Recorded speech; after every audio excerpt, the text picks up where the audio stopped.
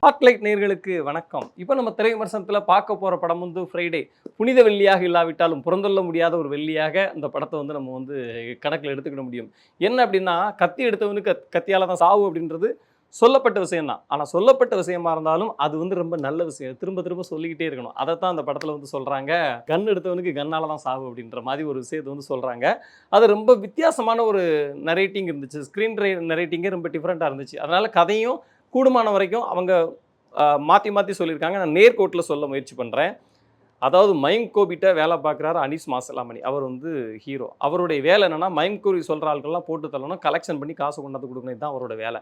ஒரு கட்டத்தில் மைம் கோபி வந்து ஒரு முக்கியமான அரசியல்வாதியை போட்டு தள்ள சொல்கிறாரு. அனீஸ் மாசலாமணி மறுக்கிறாரு. உடனே மைம் கோபி என்ன பண்ணுறாரு, அனீஸ் மாசலாமணியோட தம்பியை வச்சு அந்த ஸ்கெட்சை போடுறாரு.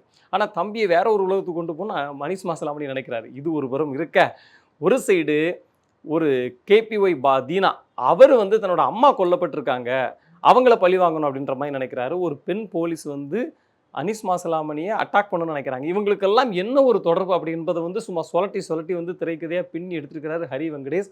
ரொம்ப நேர்த்தியான ஒரு திரைக்கதை அப்படிங்கிறத வந்து நம்ம ஆணித்தரமாக சொல்லலாம். அப்புறம் வந்து ஒரு ஆன்மீக கிளாஸ் போயிருந்தேன். என்னுடைய பர்சனல் அனுபவம். எங்கள் அண்ணன் இந்த சேனலோட ஓனர் வந்து சண்முகனை வந்து ரொம்ப ஃப்ரீ டைம் கொடுத்துருக்காரு, நீங்கள் என்னன்னாலும் பேசுங்க அப்படின்ட்டு. அதனால் அந்த அனுபவத்தை சொல்லிக்கிறேன். ஒரு ஆன்மீக கிளாஸ் நான் வந்து போயிருந்தேன். அப்போ வந்து இந்த ஆன்மீக கிளாஸில் என்ன சொன்னாங்கன்னா, கர்மா பற்றி அதிகமாக பேசிக்கிட்டே இருந்தாங்க. கர்மா என்பது என்ன, கர்மாவுடைய இது எப்படி இருக்கும் அப்படின்னு சொல்லிகிட்டே இருந்தாங்க. நமக்கு ஒன்றுமே புரியல. கிளாஸோடைய 4வது நாள் வந்து மைக்கை என் கையில் கொடுத்து இந்த கிளாஸ் எக்ஸ்பீரியன்ஸை சொல்லுங்கள் அப்படின்னு சொன்னாங்க. நான் சொன்னேன். அவங்க வந்து என்னன்னா டெய்லிக்கு சப்பாத்தி இதெல்லாம் போட்டு நல்லா சூப்பராக கவனிச்சிக்கிட்டே இருந்தாங்க. நமக்கு ஒன்றும் புரியலை. சாப்பாடெலாம் நல்லா கொடுத்தாங்க, எல்லாம் செஞ்சாங்க.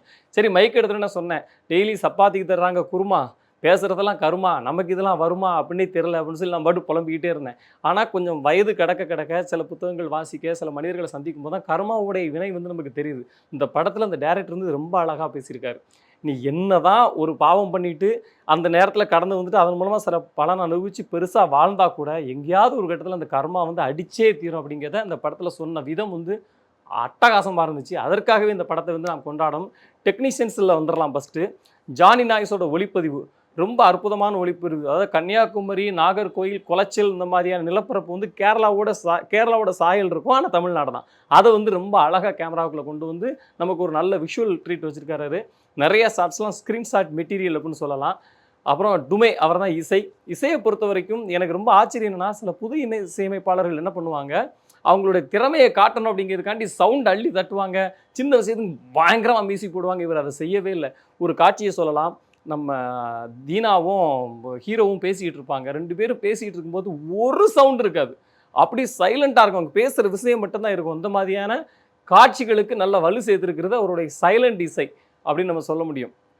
நடிகர்களை பொறுத்த வரைக்கும் அனீஸ் மாசலாமணி கூடுமான வரைக்கும் அவரோட என்னென்ன முடியுமோ எல்லாத்தையும் சின்ன படம் எப்படியாவது நம்ம காப்பாற்றோம்னு சொல்லி கூடுமான வரைக்கும் நல்ல நடிப்பவே கொடுத்துருக்காரு. மைம் கோபி வந்து ஒரு அனுபவம் வாய்ந்த நடிகர்ன்றதுனால எல்லா காட்சிகளையும் அவர் ஸ்கோர் பண்ணிடுறாரு. தீனாவுக்கு ஒரு நல்ல கேரக்டர் சூப்பராக பண்ணியிருக்காரு. சுத்துக்குமரேசன் அவங்களுடைய கேரக்டரும் நல்ல கேரக்டர். சிலர் சொல்லலாம் இன்னும் கொஞ்சம் பெரிய கேரக்டர் போட்டிருக்கலாமே அப்படின்ட்டு. ஆனால் பெரிய கேரக்டர் போட்டிருந்தா அது வந்து அந்த கேரக்டர்களோட நடிகர்களோட படமாக மாறி இருக்கும். சிறிய ஆட்களை வச்சு இப்படி ஒரு பெரிய விஷயத்தை பண்ணதுனால இது ஒரு டேரக்டரோட படமாக, ஒரு ஸ்க்ரீன் பிளே ஓரியன்டட் படமாக அந்த படம் மாறி இருக்கு. மிஸ் பண்ணிடுறாங்க. நிச்சயமாக இது குட் ஃப்ரைடே தான். நன்றி, வணக்கம். இந்த வீடியோ உங்களுக்கு பிடிச்சிருந்தா லைக் பண்ணுங்கள், கமெண்ட் பண்ணுங்கள், ஷேர் பண்ணுங்கள், சப்ஸ்கிரைப் பண்ணுங்கள்.